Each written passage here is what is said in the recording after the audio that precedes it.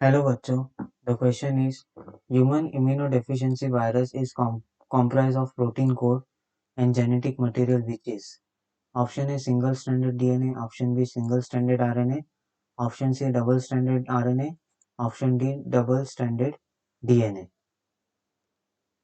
Okay, so HIV. The full form of HIV is human immunodeficiency virus. Human immunodeficiency virus, which causes the AIDS, which is acquired immunodeficiency virus. Acquired immuno immuno immunodeficiency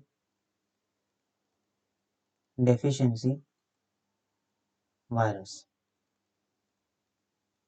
Okay, and this virus is belong from your retrovirus.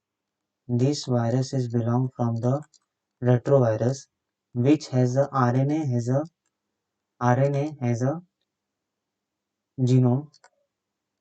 RNA has a genome and has a your reverse transcriptase enzyme. Your reverse transcriptase enzyme. Now this virus first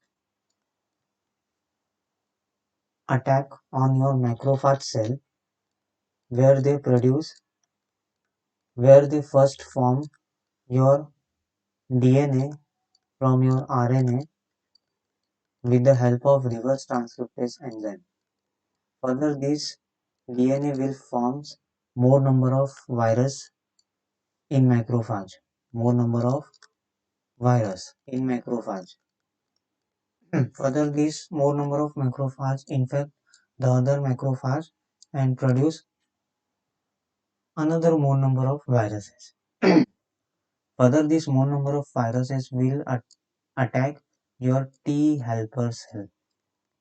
वो किसे attack करेंगे? T helper cell को attack करेंगे और T helper cell को attack करने के कारण आपका जो टी हेल्पर सेल का जो नंबर्स होते हैं, टी हेल्पर सेल के जो नंबर्स होते हैं ब्लड में वो क्या हो जाते हैं? Reduce, due to which the condition is occur and that condition is called immunodeficiency. Immunodeficiency समझ रहे हो? तो इम्यूनोडेफिशिएंसी ये वायरस कॉज करता है, जिसके कारण क्या होता है अदर इन्फेक्शंस उस पर्सन को अगर हुए जैसे टीबी, कैंसर, तो वो इजीली क्योर नहीं होते. ओके, और उस पर्सन की वैसी डेथ हो जाती है. तो इसलिए इसको बोलते हैं एक्वायर इम्यूनोडेफिशिएंसी वायरस. एक्वायर का मतलब है जो एक्वायर इम्यूनिटी होता है वही एकदम यहाँ पे वीक हो जाता है. क्यों वीक होता है? क्योंकि यहाँ पे टी हेल्पर सेल्स के नंबर क्या हो रहे हैं? ड्रास्टिकली रिड्यूस हो रहे हैं. और ये टी हेल्पर सेल ही रिस्पॉन्सिबल है for either cell mediated immunity और ह्यूमोरियल मेडिएटेड इम्यूनिटी. और दोनों क्या प्रोवाइड कर रहे हैं? Pathogen specific long lasting immunity provide कर रहे हैं, जिसे हम एक्वायर इम्यूनिटी बोलते हैं.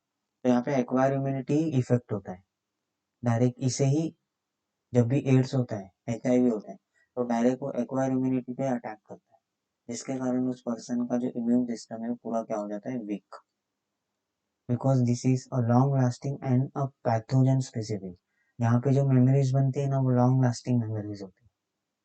इवन योर वैक्सीन और वैक्सीन से भी ज़्यादा जो इम्यूनिटी प्रोवाइड करता है वो ये एक्वायर इम्यूनिटी, क्योंकि नेचुरल इन्फेक्शन से होता है. नेचुरल इन्फेक्शन से जो आपको इम्यूनिटी मिलेगा वो ज़्यादा लॉन्ग लास्टिंग होगा compare to the immunity getting from the vaccine. Okay, तभी क्वेश्चन में पूछा है कि the immuno deficiency virus is compress of protein कौन and genetic material which is. तो यहाँ पे जेनेटिक मटेरियल RNA ही है, which is single stranded RNA. कैसा होगा? सिंगल स्ट्रैंडेड सिंगल स्ट्रैंडेड होगा आपका RNA. कैसा होगा? Single stranded RNA cover by the protein code. ठीक है, so the option B is your right answer. Option क्या है आपका? बी है right answer. Get it? Option B is your right answer. Fine. Other option देखे, single stranded DNA, DNA तो बनता है आरएनए से, तो ये नहीं होगा।